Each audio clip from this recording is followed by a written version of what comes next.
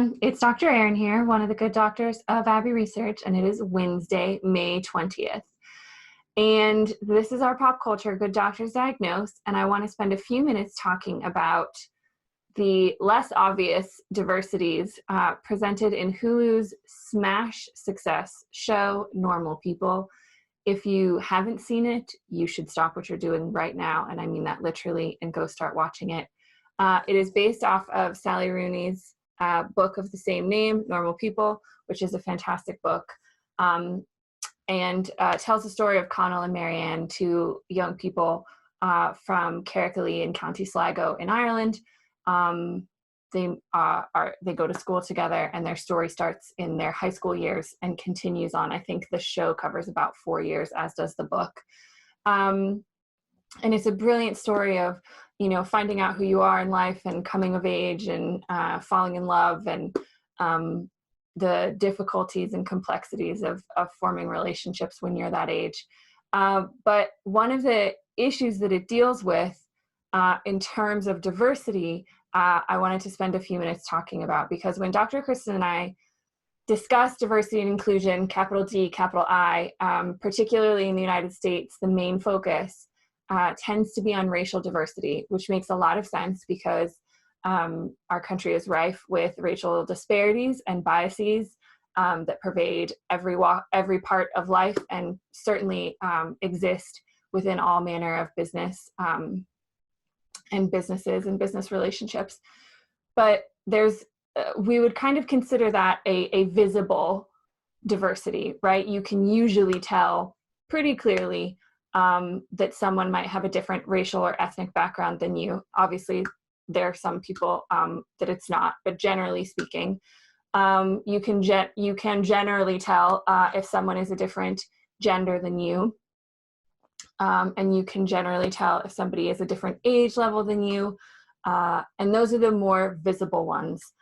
Certainly, you can generally tell if people might have a different ability. But there are lots of abilities that are invisible and disabilities that are invisible as well. But the two invisible diversities that I wanted to talk about that are represented in Normal People really well are the ones between class differences and urban and rural lived experiences. So Connell and Marianne are both from a small town, very, very small town in Ireland. On the other side of the island from Dublin, which is the biggest city in the country, and which is where they end up going to university. Connell is from a working class background. Marianne is from an upper class background. And they play on these diversities and these differences a lot, particularly once they get to university.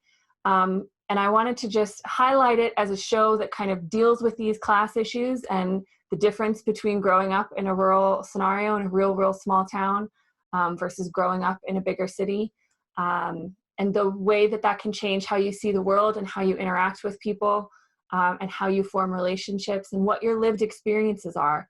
And when we talk about diversity and inclusion, those things should be considered, perhaps further down the list than some of the other bigger diversity categories that I've mentioned, but it could certainly impact your office and your office relationships.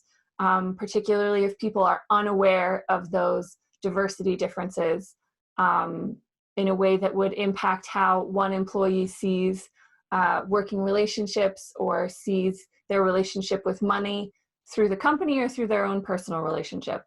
So it's an interesting thing to see portrayed. We talk about class differences a lot in the United States as well and around the world, but to have such a modern take on it, particularly in Ireland, Dr. Kristen and I both lived on the island of Ireland for 5 years. We certainly knew a lot of people not from Belfast who struggled with their accent once they came to university. There's a quasi-derogatory term in Ireland called culty, which refers to people who are from outside urban areas. And a lot of times it is used in a derogatory way to talk about people that are less educated. They have a difficult to understand accent. They have a lot more knowledge of farming than people from an urban area. So it was an interesting exploration of cultural diversity in Ireland in a way that might not be as obvious as some others. So that is my slightly rambling Good Doctors Diagnose for this Wednesday. We'll be back on Monday with more for you guys. I hope wherever you are in the world, you are as safe and as healthy as possible. Take care, and we'll see you soon. Bye.